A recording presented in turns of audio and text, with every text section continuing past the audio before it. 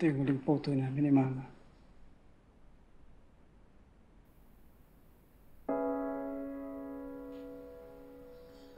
Ang saya-saya pa namin dun eh.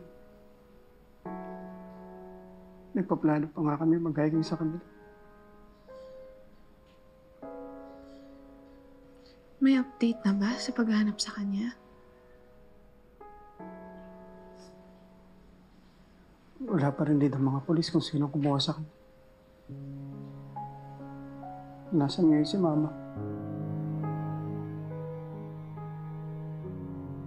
I'm sorry you have to suffer like this.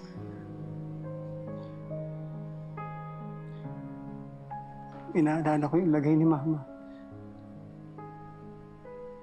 Ano siya ngayon? Nasaan siya?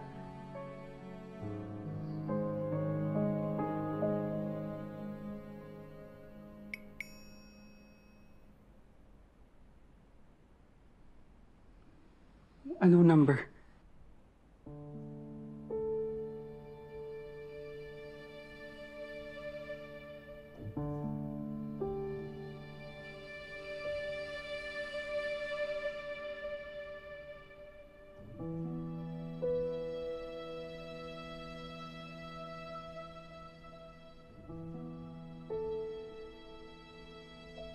Lily.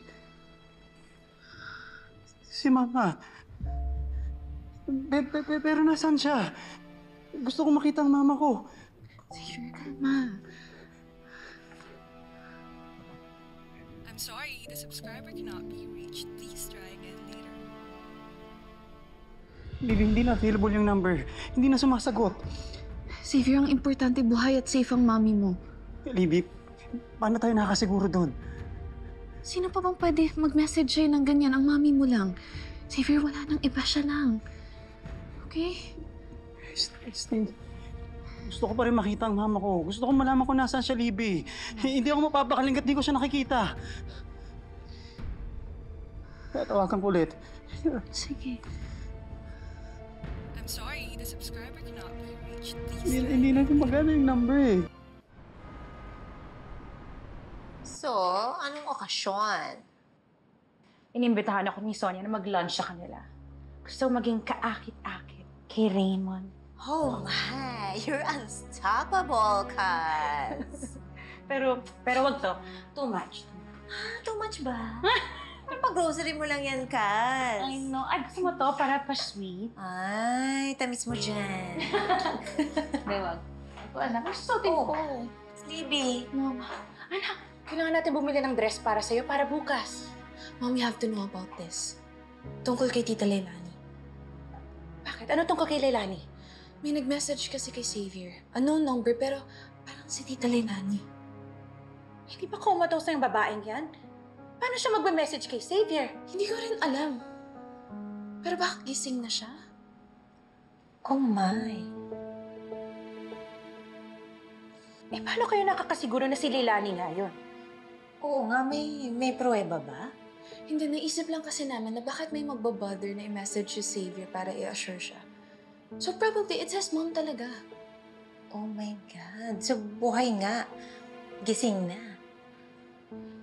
Ano pa sinabi niya kay Xavier? Wala na. Sinabi ba niya kung nasan siya? Sinabi ba niya yun kay Xavier? Sinabi ba niya sa'yo yun?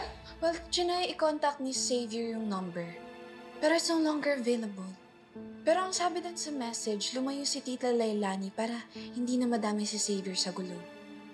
And then, hindi na muna siya babalik. Hindi na muna siya magpapakita hanggat may danger sa life nila. So, natakot. Nagtago. That's good. I mean, that's good dahil kahit sa kalagayan niya, iniisip niya pa rin si Xavier. Ganun talaga kami mga mami, gagawin namin ang lahat para sa anak namin. Sana nga po okay talaga si Tita Leilani. Oo, anak. Pero anak, ngayon na close na kayo ni Xavier ulit. Subaybayan mo siya. Baka in time, sa kanya pa natin malaman kung nasan si Leilani. And then what, Mom? Mahalaga na malaman natin kung ano ang kalagayan ni Leilani dahil siya ang susi sa kaso ni Charlene. Siya ang magiging daan para tuloy ang hindi makalaya sa kulungan ng walang kwenta mong nanay-nanayan.